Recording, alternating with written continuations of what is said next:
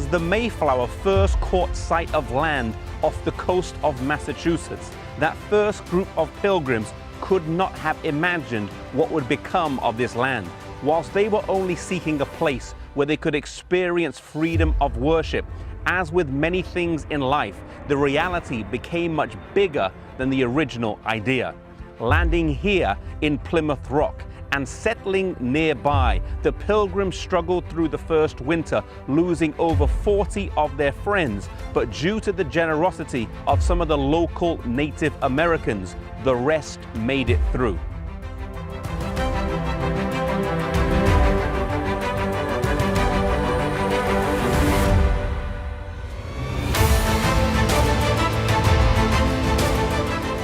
As the years passed and more people made the journey over, settlements were founded and the East Coast became more and more populated until eventually there were 13 colonies.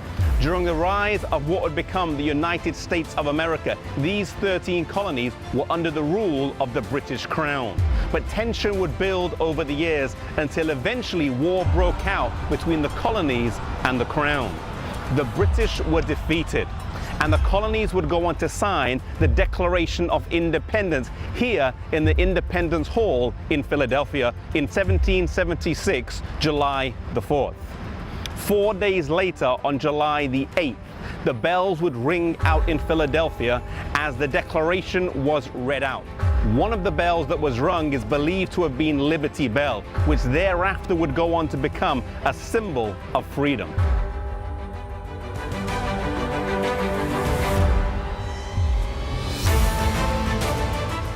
Over the years, America will become a haven for those seeking refuge from religious persecution. Although Western Europe had gone through a Reformation, in many cases the movement of reform had stagnated, and whilst the new religion would have some different beliefs, often they administered control and discipline like the Mother Church and did not take kindly to dissenters and nonconformists. Some coming over were seeking new opportunities, and this new land with an undiscovered interior would prove fertile terrain.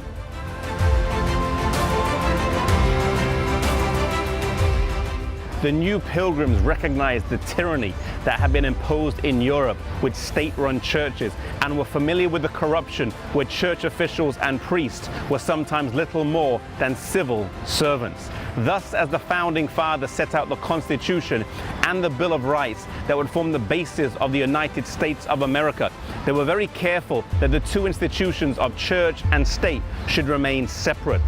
It would read, "Congress shall make no law respecting the establishment of religion or prohibiting the free exercise thereof."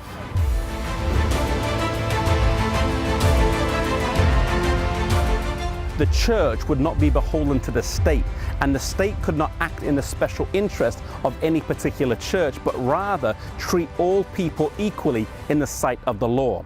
It was Benjamin Franklin who said, "When religion is good, I conceive it will support itself." And so in America, they sought to have a religion that did not rely on the support of the state. And so this encouraged more than one church to form. There was not, and there is not, a national church of America, an official denomination or religion, but rather America was founded on the principle of the separation of church and state.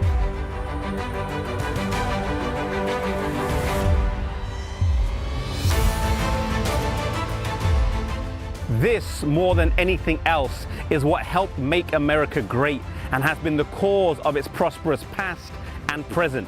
Freedom of religion lies at the foundation of all other freedoms, and once this goes, the others will crumble in quick succession.